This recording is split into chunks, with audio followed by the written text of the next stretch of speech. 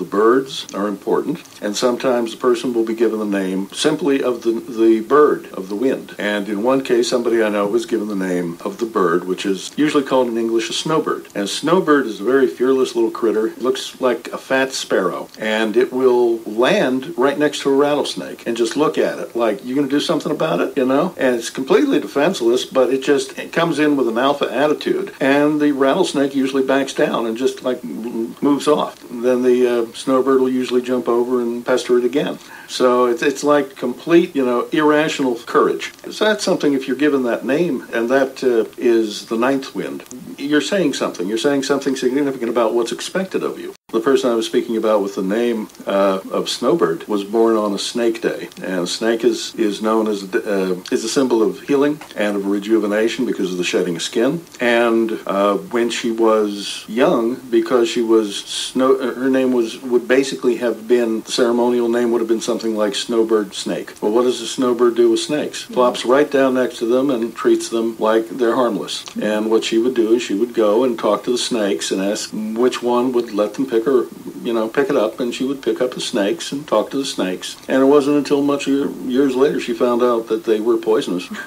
And so she was fulfilling the name without even knowing she had been given that name, and she was dealing now with these, like a snowbird, she was dealing with snakes.